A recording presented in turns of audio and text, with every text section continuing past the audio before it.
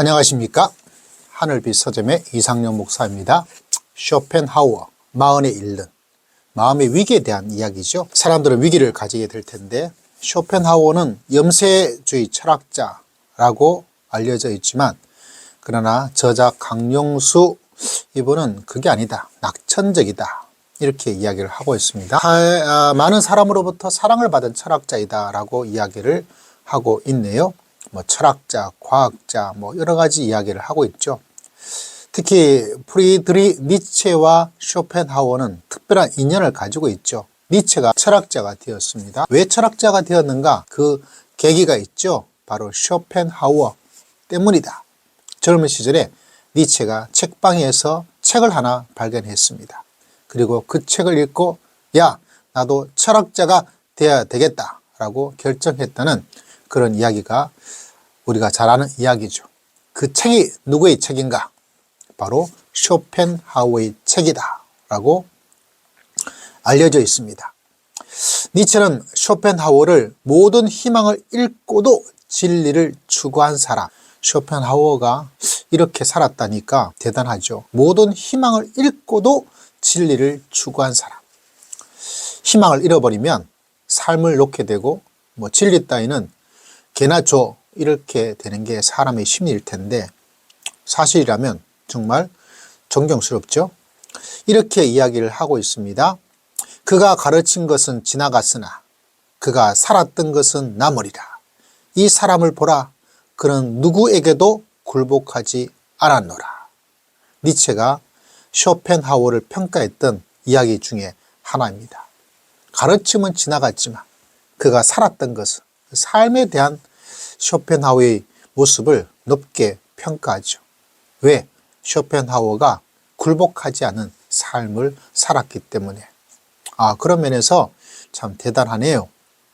자, 이 쇼펜하우어의 역량이 찰스 다윈, 아인슈타인에게, 칼 융에게, 에두하르트 하르트만에게 이론적 토대 영향을 주었다. 음악가 바그너와 쇼펜하우어의 관계가 좀 특별했던 것을 잘 알 수 있죠. 도스토옙스키, 엄청나네요. 톨스토이, 앙드레 지드에게 영향을 미쳤고, 세상에 책벌레 아돌프 히틀러에게도 영향을 미쳤다, 이렇게 이야기를 하고 있는데, 근데 히틀러는 왜 그렇게 되는지 모르겠어요. 쇼펜하우어, 왜 우리가 이 책에 이 쇼펜하우어의 철학이 관심을 또 우리가 필요한가 라고 말을 했을 때, 이 저자는 한마디로 정의를 했습니다. 어떻게 정의를 하고 있냐면, 산다는 것은 괴로운 것이다. 산다는 것은 괴로운 것이다. 그래서 쇼펜하우어가, 그렇기 때문에 쇼펜하우어가 그의 철학이 이 시대에 필요하다. 무슨 말입니까? 쇼펜하우어가 말했던 것처럼 인생은 고통이다. 그렇죠? 인생이 고통이죠. 책을 좋아하는 사람들 뭔가 고통이 있고 인생은 고통이죠. 그런데 어떡하라고? 그 정도는 다 알고 있는데, 쇼펜하우어는 이 고통을, 인생을 고통이라고 정의하면서 고통의 종류가 두 가지 있다고 이야기를 하고 있네요. 뭐예요? 첫 번째 고통은 가짜 행복을 쫓는 고통, 두 번째는 진짜 행복을 쫓는 고통. 자, 고통은 인생인데 고통스러울 살 바에야 가짜 행복과 진짜 행복이 있는데, 이왕 고통스러운 거 진짜 행복을 쫓으면서 살아가자, 이렇게 이야기를 한 듯 합니다. 가짜 행복은 뭘까요? 출세, 부, 명예, 이것이 바로 가짜 행복이다. 행복이 자기 안이 아니라 자기 밖에 있다. 이걸 쫓을수록 공허해지고 더 괴로워질 것이다 라고 이야기를 하고 있습니다. 이 철학자답죠. 출세, 부, 명예, 이 사람에게 참 필요하고 중요할 텐데, 그걸 쫓는 것은 고통을 주는데 그건 가짜 행복이다 라고 이야기를 하고 있습니다. 진짜 행복을 쫓는 고통, 이한 고통을 가지는데 진짜 행복은 뭔가? 뭘까요? 여기서는 뭐라고 딱 이것이다 라고 이야기를 하고 있진 않아요. 대신 밖이 아니라 자기 안, 자기 자신에 대한 깊은 통찰, 스스로를 무너뜨리고 새롭게 거듭 나는 것. 그래서 이 진짜 행복을 쫓게 되면 자기 자신을 긍정하는 마음, 타인에게 비굴하지 않고 기죽지 않는 당당함, 스스로의 힘으로 살 수 있는 품격. 이 진짜 행복을, 가짜 행복을 아는 걸 다른 걸 쫓으면 진짜 행복이 될 수도 있겠죠. 그래서 자기 자신에 대해서 긍정하는 마음, 다른 사람에게 기죽지 않은 당당함, 스스로의 힘으로 살 수 있는 삶의 품격, 이런 것이 일어나게 될 것이다. 인생이 고통스러운데 진짜 행복을 추구하면서 자기 자신을 긍정하는 인생을 살고 당당하게 살고 품격 있는 삶을 살자라고 이야기를 하고 있습니다. 심지어 쇼펜하우어는 어느 정도의 걱정과 고통과 고난이 필요하다라고 이야기를 했습니다. 어느 정도는 필요하죠. 발전이 될 수도 있고, 그죠? 그러나 어느 정도지 너무 지나치면 그걸 이겨나간다는 것이 생각만큼 쉽지가 않습니다. 자, 쇼펜하우어는 현 시대의 마음의 위기를 겪고 있는 우리에게 5가지를 준대요. 5가지. 첫 번째, 삶의 지혜를 준다. 이 책이 삶의 지혜가 있을 걸 한번 기대해 봅니다. 두 번째, 행복이 자기 밖이 아니라 자기 안에서 찾는 법. 셋째, 자기 자신에게 집중하는 방법. 넷째, 허영심을 버리고 자긍심을 가지는 방법. 다섯 번째, 2번 다시 오지 않는 시간의 의미를 깨닫고 현명하게 사는 방법. 그래서 지나치게 현재만을 살지 않고 불안과 걱정에 휩싸여 미래를 살지 않는 태도를 알려준다. 이렇게 마음의 위기를 겪고 있는 사람에게 이 책은 5가지 이야기를 우리에게 줄 것이다. 이렇게 전개를 하고 있습니다. 5가지. 정말 충분히 주어진다면 이 책의 가치는 높죠. 그래서 이 책은 총 5장으로 이루어져 있네요. 1장, 왜 인생이 괴로운가? 이에 대해서 쇼펜하우어의 진리를. 2장에서 왜 있는 그대로 인정해야 하는가?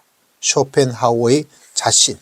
3장, 무엇으로 내면을 채워야 하는가? 쇼펜하우어의 행복. 4장, 어떤 사람으로 살아야 하는가? 쇼펜하우어의 관계. 마지막 5장, 어디에서 행복을 찾아야 하는가? 쇼펜하우어의 인생. 이렇게 총 5장으로 이루어져 있고, 그리고 30가지 주제를 가지고 이야기를 하고 있는 것을 볼 수 있습니다. 이 책에 기대가 좀 많이 되네요. 책 질감도 아주 좋습니다. 그리고 좀 읽기 편하도록 문장 속에 한 단락 속에 간격, 그것도 참 좋고 질감도 좋고, 또 이렇게 책의 내용을 잘 분류해 놓는 게 책을 읽기가 참 좋더라고요. 어떤 사람이 이게 잘 안 돼가지고 아주 읽기가 짜증이 날 때가 많이 있는데, 그래도 이 책은 잘 되어 있습니다. 그럼에도 불구하고 제가 생각해 볼 때 내면과 외면의 통합적, 이게 참 중요한데, 철학이라든가 또 자칫 신앙, 종교도 너무 내면만 이야기를 할 때가 많이 있어요. 우리 내면이 왜 어려워요? 왜 고통스럽습니까? 왜 마음의 위기를 가집니까? 그거는 외부가 문제가 되기 때문에. 그래서 샬롬, 평안, 평화, 피스, 이거는 통합적이죠. 성경에서는 샬롬의 이야기를 할 때 내면과 외면을 함께 이야기합니다. 개인과 사회 구조를 같이 이야기하죠. 자칫 잘못하면 내 마음에 어떤 것들을 많이 강조할 때가 있긴 있어요. 그런데 그것이 한쪽으로 너무 치우쳐서 삶의 위기, 마음의 위기를 내면만 어떻게 하면 된다라고 이야기를 한다는 것은 제가 볼 때는 성경으로 가지고 있는 지식과 지혜로 무장을 해서 그런 관점에서 바라볼 때는 그거는 말도 안 되는 이야기예요.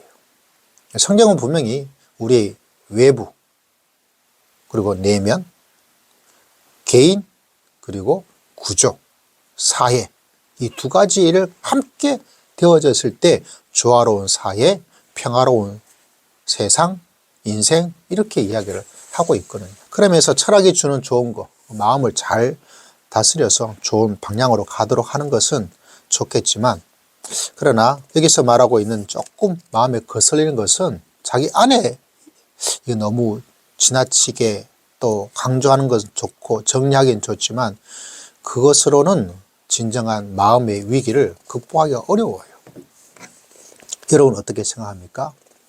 우리 마음의 위기를 다스리는 철학 수업 이렇게 부제목이 되어 있는데, 물론 그럼에도 불구하고 마음의 위기, 철학의 도움을 받아서 나아가는 것은 굉장히 중요하죠. 종종 철학은 우리들에게 많은 도움을 줄 때가 많이 있죠. 제가 옛날에 신학을 공부할까 아니면 일반 대학 가서 할까 할 때 일반 대학 간다면 추천했던 학과가 바로 철학과였어요. 철학과. 그만큼 철학이란 부분들, 뭐 역사학과를 가라는 부분들, 그런 부분들이 신앙과 또 신학, 또 이런 것과 좀 연결될 부분들이 많이 있죠. 자, 이 책을 한번 기분 좋게 읽을 수 있을 것 같아요. 또다시 여러분을 만날 수 있는 시간을 마련해 함께 책을 읽는 즐거움을 함께 나누고자 합니다.